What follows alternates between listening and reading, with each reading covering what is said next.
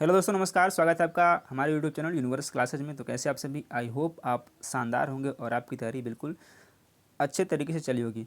स्वागत है आपका एक बार फिर से टीजीटी पीएचडी एलटी ग्रेड के लिए भूगोल के प्रैक्टिस सेट में, जो कि हम लोग रोज़ सुबह डिस्कस करते हैं। आज देखते हैं आज के इस इम्पॉर्टेंट सेशन को। काफ़ी अच्छा क्वेश्चन है और इस तरह के क्वेश्चन आपको एग्जाम में देखने को मिलने वाले हैं। चलिए शुरू करते हैं आज के इस महत्वपूर्ण सेशन की। क्वेश्चन लेते हैं, निम्नलिखित में से कौन सा युग में सुमेलित नहीं है? इटना इटली में है, ये सारे ज्वालामुखी हैं। फ्यूजियामा जापान में है, पोपा म्यांमार में है, क्राकाटाओ मलेशिया में है।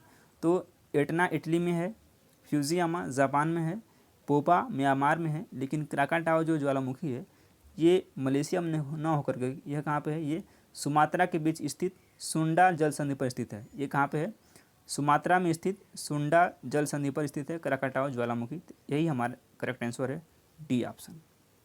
बढ़ते हैं अपने अगले क्वेश्चन की तरफ।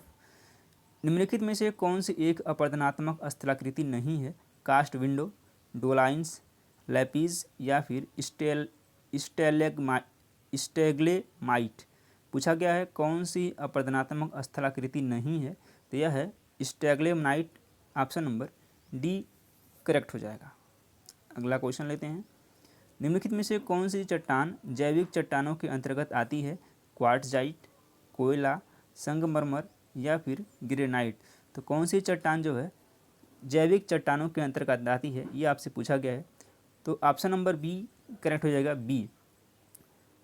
क्वार्ट्जाइट तथा संगमरमर कैसे चट्टानें हैं? तो यह रूपांतरित चट्टानें हैं तथा ग्रेनाइट आग्नेय शैल है। कोयला का निर्माण भूगर्भिक हलचलों के कारण वनस्पतियों के दबने से होता है। तो ये क्या हमारा है? यही एक हमारा जैविक चट्टान के अंतर्गत आता है, कोयला।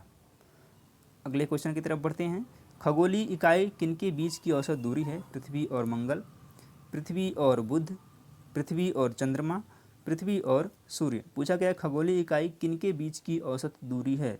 तो यह दूरी है पृथ्वी और सूर्य के बीच में। दैट मीन्स डी ऑप्शन सही हो जाएगा। निम्नलिखित में से अपरिष्कृत जन्म दर का सही सूत्र क्या है? वर्ष की मध्यावधि की संपूर्ण जनसंख्या बटे एक वर्ष में जन्म लेने वाले बच्चे गुणे 1000, या फिर बी है वर्ष की मध्यावधि की संपूर्ण जनसंख्या बटे एक वर्ष में जन्म लेने वाले बच्चे गुणे 100, या फिर सी है एक वर्ष में कुल जीवित जन्म बटे वर्ष की मध्यावधि की अनुमानित जनसंख्या गुणे 100, या फिर डी है एक वर्ष में कुल जीवित जन्म बटे वर्ष की मध्यावधि की अनुमानित जनसंख्या गुणे 100। तो क्या है? यह है अपरिष्कृत जन्म दर है वो है एक वर्ष में कुल जीवित जन्म बटे वर्ष की मध्यावधि की अनुमानित जनसंख्या गुणे 1000, यानी कि सी ऑप्शन करेक्ट है। यह क्वेश्चन इंपॉर्टेंट है, आपसे आने वाले एग्जाम में पूछ सकता है, चाहे टीजीटी में पूछे, पीजीटी में पूछे या फिर एलटी ग्रेड में पूछे।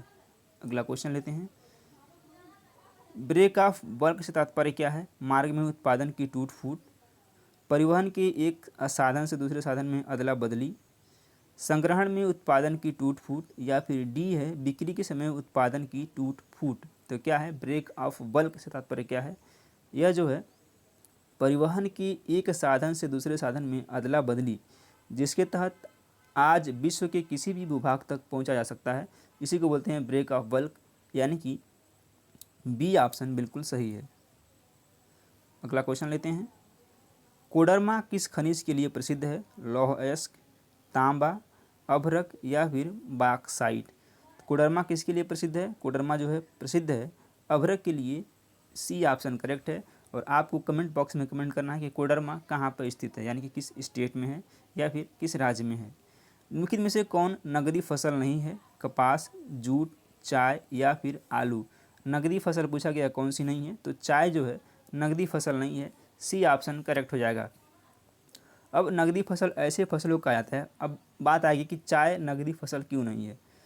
चाय नकदी फसल इसलिए नहीं है क्योंकि जो नकदी फसल होती है ऐसी फसलों को कहा जाता है जिन्हें उत्पादन के बाद प्रत्यक्षतः बाजार में बेचा जा सके। इसलिए कपास, जूट एवं आलू को नकदी फसल कहा जाता है। जहाँ तक चाय का सवाल है तो यह प्रत्यक्ष रूप से विक्रय नहीं किया जाता, क्योंकि इसे परिमार्जित करने के उपरांत बाजार में बेचा जाता है। यही रीज़न है। यानी नकदी फसल आप किसमें कहेंगे? सिंपल भाषा में, जो आप जो है उत्पादन के तुरंत बाद उसको बाज़ार में बेच सकते हैं, लेकिन चाय जो है इसको आप तुरंत बाज़ार में नहीं बेच सकते हैं उत्पादित करने के बाद।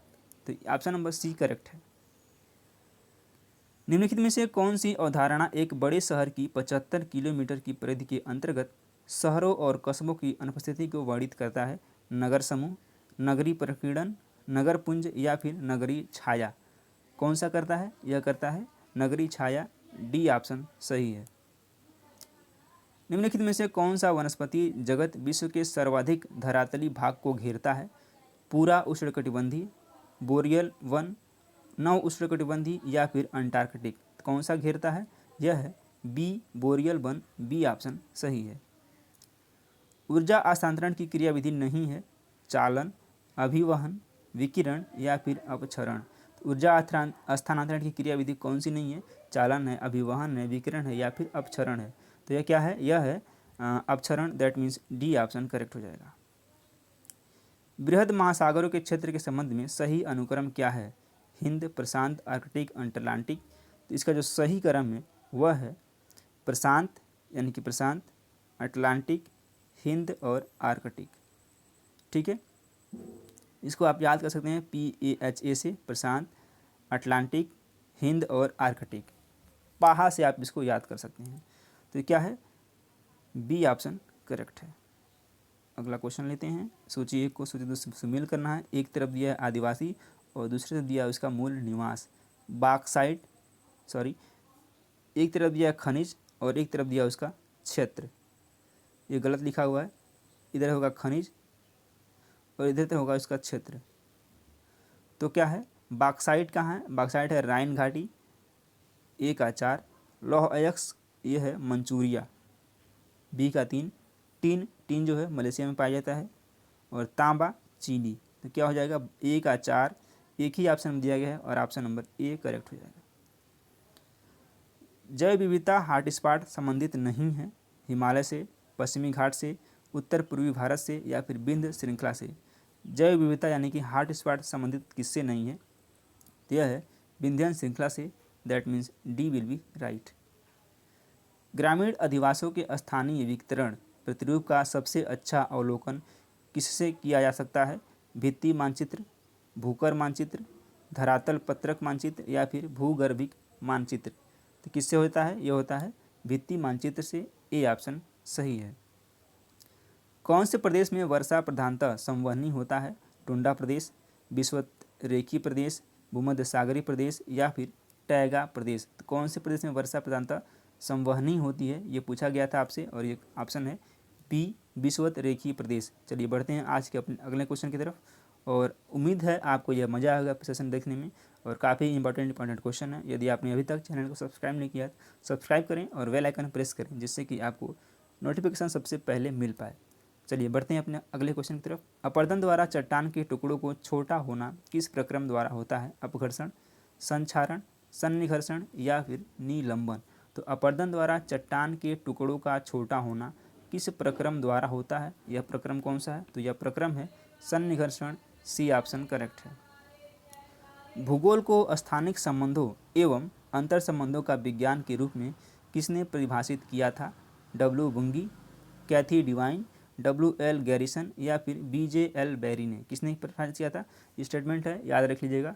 भूगोल को स्थानिक संबंधों एवं अंतर संबंधों का विज्ञान, इसको किसने कहा है? यह कहा है W बुंगी ने। ए ऑप्शन सही है।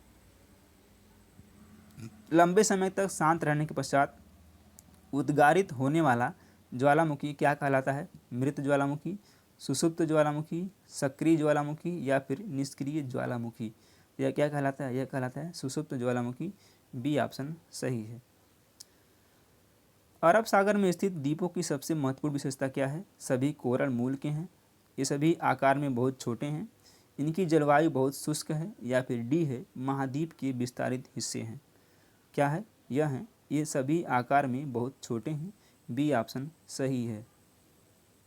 सेंट एंड्रियन भ्रंश है रूपांतरण भ्रंश, अभिसारी भ्रंश, प्रसारी भ्रंश या फिर निमज्जनकारी भ्रंश? तो क्या सेंट एंड्रियन भ्रंश किस तरह के भ्रंश हैं? यह है रूपांतरण भ्रंश। ऑप्शन नंबर ए सही है। चलिए हम उम्मीद करते हैं कि आपको यह सेशन पसंद आया होगा। सेशन यदि आपको पसंद है तो वीडियो को लाइक ज़रूर करें और चैनल को सब्सक्राइब करें। धन्यवाद।